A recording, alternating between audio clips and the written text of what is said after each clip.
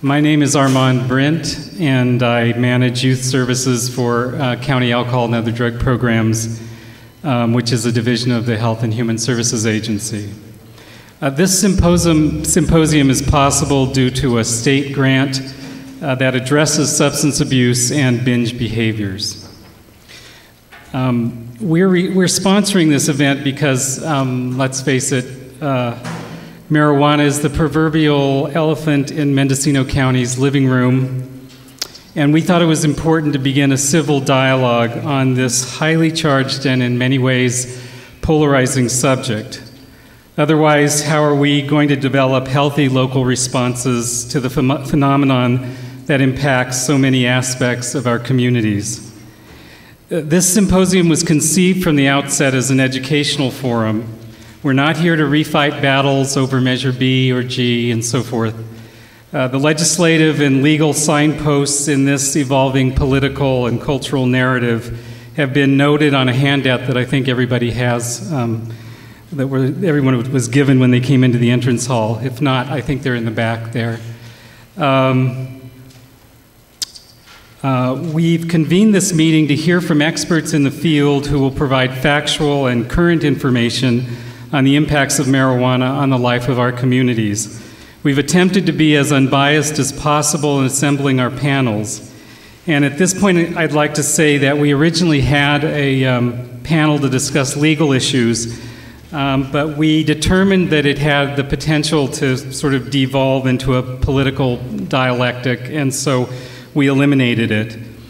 Also, it must be said that several people who might have expressed more positive aspects of marijuana declined or were unable to attend tonight's meeting. This symposium is sponsored by Alcohol and Other Drug Programs Youth Services, and as such, it is shaped to some extent by the experience of a Health and Human Services agency that deals with some of the consequences of marijuana, especially on young people. However, it is not our intent to demonize pot or anybody who uses it, rather to talk frankly about its impacts. We're not attempting here to cover the waterfront in terms of all the ramifications of marijuana in Mendocino County. That would require much more time than we've allotted for tonight. Rather, we've attempted to examine some of the strategic areas of interest. We've also tried to concentrate on the here and now instead of a hypothetical future. For example, the topic of legalization, regulation, and taxation deserves its own symposium, and we encourage community members to take up this important set of issues and others. And while we're focusing tonight on the current situation in Mendocino County, we've asked our panelists to spend a few minutes addressing future trends. Again, this symposium is not intended as an exhaustive review of the subject, but a first, perhaps imperfect step in encouraging much-needed dialogue. It has been said that sunlight is the best disinfectant. It's important that healthy communities lift the veil on subjects that might otherwise be relegated to the darkness of taboo and silence. And it's in this spirit that we present tonight's symposium. It's our hope that folks will leave with a richer understanding of this complex subject and its impacts on our communities. And now I'd like to introduce Hal Wagonette, who put this symposium together and will serve as moderator tonight. Hal is a native of Willits and has spent the last 32 years operating his family's sawmill and working in the music business. And from 2003 through 2006, Hal represented the 3rd District on the County Board of Supervisors.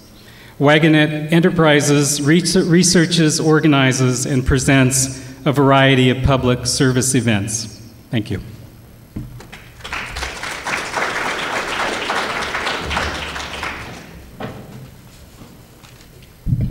Thank you, Armand.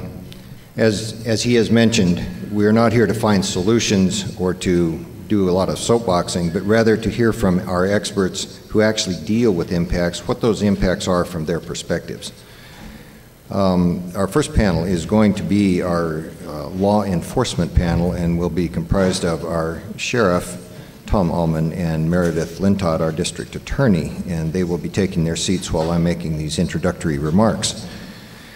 Now, you will find somewhere in the room these little handouts that have to do with, I'll just call it a feedback form.